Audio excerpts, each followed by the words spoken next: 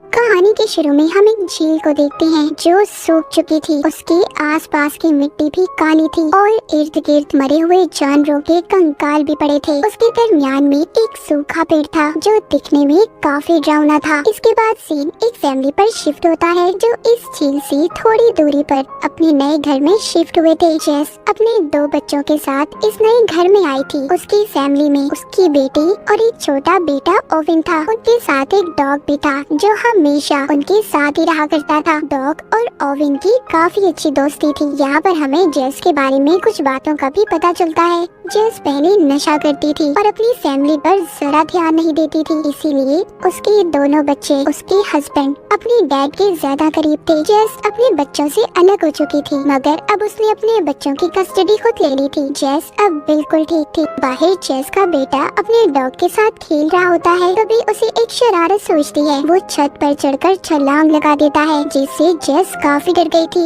वो अपने बेटे ओविन को मना करती है क्योंकि वो नहीं चाहती थी कि किसी भी लापरवाही की वजह से उसके बच्चे उससे अलग हो जाएं। ओविन जेस से अब माफी भी मांगता है। जब ये अंदर जा रहे थे तभी हम डॉग को देखते हैं जो खड़ा जंगल की तरफ देख रहा था। न जाने उसे क्या नजर आ रहा था। वो जोर जोर से भौंकता है पर इस बात पर कोई ध्यान नहीं देता। उसी दिन रात को जब ये सो रहे थे तब भी डॉग बैठा लगातार जंगल की तरफ देख रहा था, जो काफी अजीब बात थी। पर तब भी जेस उस पर ध्यान नहीं देती और सोने चली जाती है। अगले दिन जेस अपने बच्चों को अपने हस्बैंड के घर छोड़ती है। तभी उसका हस्बैंड उसे एक एनवेलप देता है जिसको जेस नहीं खोलती और अपनी जॉब पर चली जाती है। जेस एक हॉस्पिटल में नर्स थी। वो जाकर अपनी दोस्त से मिलती है, फिर एक मरीज से जिसका दुनिया में कोई भी नहीं था और वो औरत जिंदा नहीं रहना चाहती थी। पर जेस उसको बहुत समझाती है, कहती है देखो मेरी बात मानो, जिंदगी बहुत कीमती है। जिसके बाद हम जेस के बच्चों को देखते हैं जो घर वापस आ गए थे और आकर मछलियाँ पकड़ने उसी झील के पास जाते हैं जो हमने कहानी के शुरू में देखी थी। पर जब दोनों उसकी ऐसी हालत देखते हैं तो परेशान हो जाते हैं क्योंकि वो झील सूख चुकी थी और ड्राउनी भी लग रही थी। पर तभी उधर उनका डॉग भागने लगता है और भागते भागते कीचड़ में फंस जाता है। ओविन और उसकी बहन दोनों उसकी मदद करते हैं। जब ये ऐसी हालत में घर जाते हैं जेस बहुत नाराज होती है। वो दोनों को डांटती है। जब ये रात को खाना खा रहे थे तो खाना ओविन को पसंद नहीं आता। जेस उसे कहती है बेटा प्लीज आज ये खा लो, कल मैं तुम्हें तुम्हारी पसंद का खाना दूंगी। अगली सुबह ये देखते हैं ओविन का डॉग जंगल की तरफ देखकर बहुत भूख रहा था।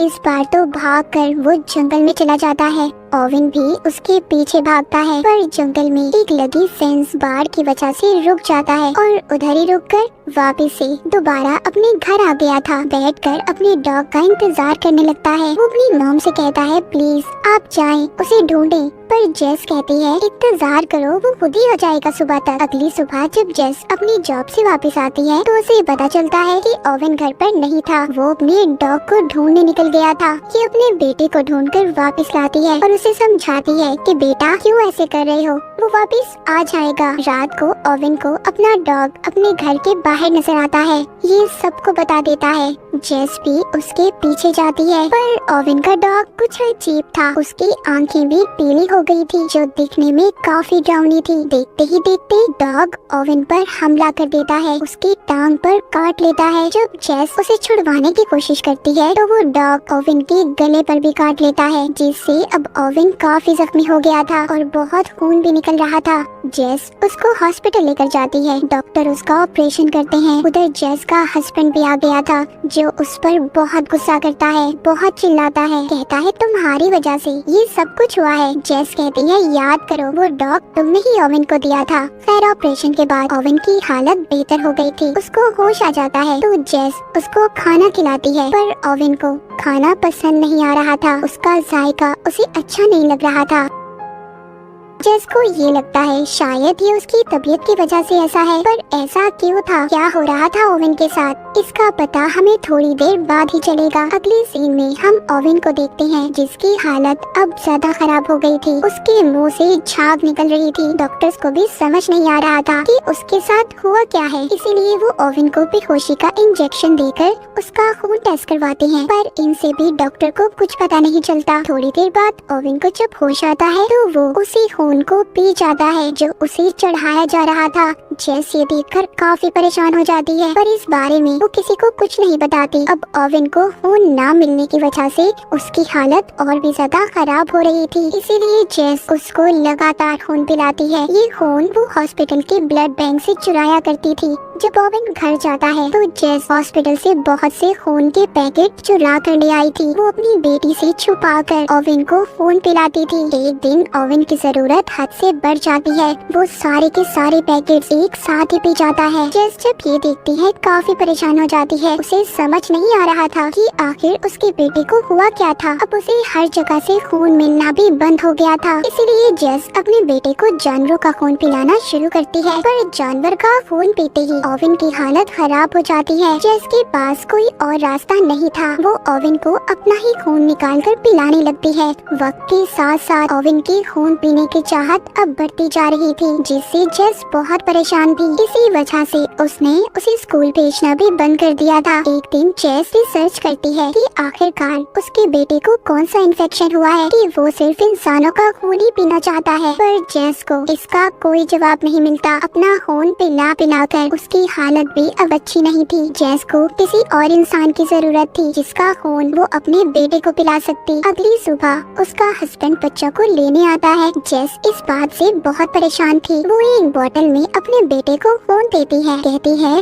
बेटा अपना ख्याल रखना और किसी को भी इस बारे में कुछ पता नहीं चलना चाहिए। फिर ये हॉस्पिटल जाती है। वहाँ पर फिर से उस मरीज औरत ने अपनी जान लेने की कोशिश की थी, लेकिन डॉक्टर उसे बचा लेते हैं। जेस को यहाँ पर आइडिया आता है। वो उस औरत का कई बार खून निकालने की कोशिश करती है, पर कामयाब नहीं हो पाती। अगले दिन उस औरत को हॉस्पिटल वाले जाने का बोलते हैं, क्योंकि वो अब बिल्कुल ठीक हो चुकी थी। उसके पास जेस आती है और उसको घर छोड़ने के बहाने अपनी गाड़ी में बिठा लेती है। वो औरत कहती है तुम्हारी वजह से जेस मुझे जिंदगी की समझ आई कि कितनी कीमती होती है। पर वो बेचारी ये बात नहीं जानती थी कि जेस ही उसकी अब जान लेना चाहती थी। जेस उस औरत को बेहोश करके अपने घर के बेसमेंट में बांधकर बंद कर देती है और खून निकालने लगती है। जब उस औरत को होश आता है, जेस उससे कहती है प्लीज मुझे माफ कर दें, ये मेरी मजबूरी है वरना मेरा बेटा मर जाएगा। जेस अपने बेटे के साथ अब काफी वक्त गुजारती थी। उसे स्कूल भी नहीं भेजती थी। जेस की बेटी को सब कुछ पता था, पर फिर भी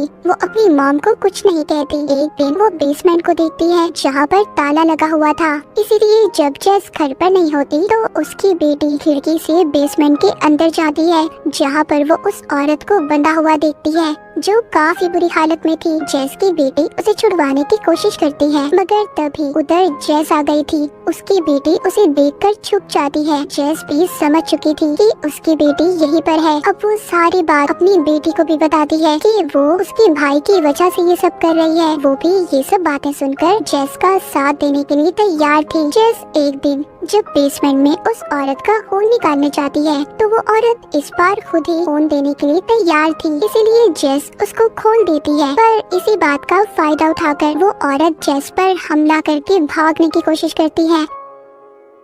उसी वक्त पुलिस भी जेस के घर आ गई थी, जो उसी औरत को ढूंढ रही थी जिसको जेस ने अगवा किया था। पर किसी तरह जेस उसको दोबारा से बेहोश करती है और फिर ऊपर जाकर पुलिस से बात करती है। अगली सुबह जेस के बच्चों को उसके हस्बैंड के घर जाना था। जेस अपनी बेटी को उसके भाई का ख्याल रखने का कहती है। वहाँ जाकर ओवेन अपने डैड की दूसरी बीवी को बड़े गौर से देख रहा था और उसका खून पीने का सोचता है, लेकिन उसकी बहन साइड पर ले जाकर उसको समझाती है और थोड़ा सा खून पीने के लिए देती है, पर वो सारा खून ही पी गया था। ओवेन की बहन अब समझ चुकी थी कि ओवेन अब आहिस्ता आहिस्ता अपने ऊपर से कंट्रोल को खो रहा है। जब वो वापस आती है तो सारी बातें अपनी मॉम को बताती है, पर जेस अपने बेटे को और खून देने की बात कर रही थी। फिर ये लोग घूमने जाते हैं। जेस जब अपने घर वापस आती है तो बेसमेंट का दरवाजा खुला हुआ था। वो औरत यहाँ से भाग चुकी थी जिसको जेस ने कैद किया हुआ था। वो भागकर जंगल की तरफ जा रही थी। उसके पीछे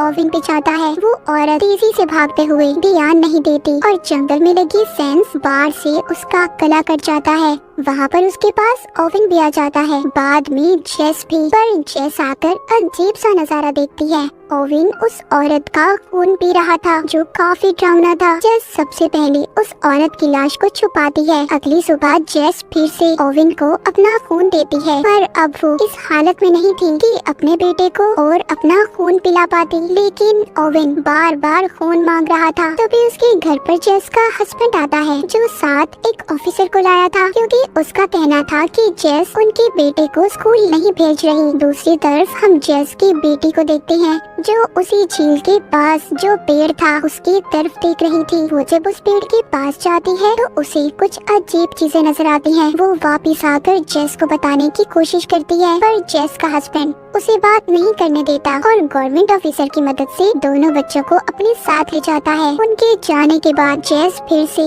अपना खून निकालने की कोशिश करती है ताकि वो अपने बेटे को खून पिला सके। उधर जेस के हस्बैंड के घर पर ओवेन अपने डैड की दूसरी वाइफ के बेटे का खून पीने की कोशिश कर रहा था। उसकी बहन आकर उसे रोकती है, जिसके बाद वो उसे उसी जंगल में ले जाती है। वो उसको बताती है कि मैंने उस सूखे पेड़ के अंदर कुछ देखा है।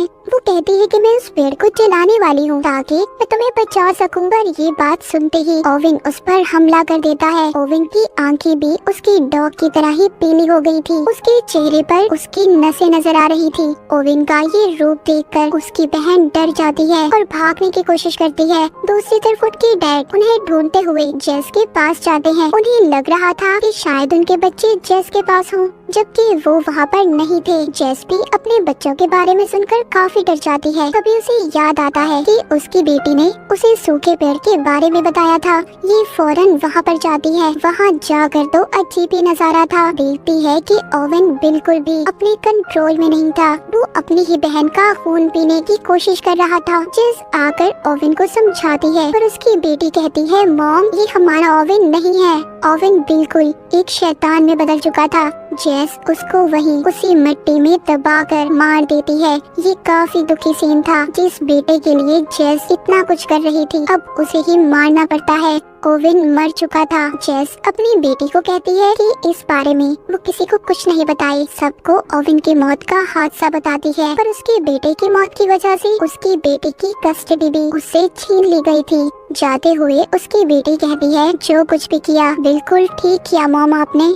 जेस को देखते हैं जो उस पेड़ को आग लगा देती है और फिर एक डॉग के साथ ऐसे खेलती है जैसे ओवेन अपने डॉग के साथ खेलता था। वो डॉग भी खेलते खेलते जंगल की तरफ देखकर भौंकने लगता है। अगर बात करें उस पेड़ की, तो उसमें कोई ऐसा क्रिएचर था जिसने पहले ओवेन के डॉग के अंदर वायरस को डाला और डॉग के काटने से ओवेन के अंदर वो वायरस गया। पर इन सब में जेस ने अपने बच्चों को खो दिया था। जेस ने भी जो उस औरत के साथ किया वो गलत था, पर एक माँ होने की वजह से वो तो बस अपने बेटे को बचाना चाहती थी, जिसको आखिर में उसे खुद ही मारना पड़ा सबको बचाने के लिए। और इसी सैड एंडिंग के साथ ये कहानी यहीं पर खत्म हो जाती।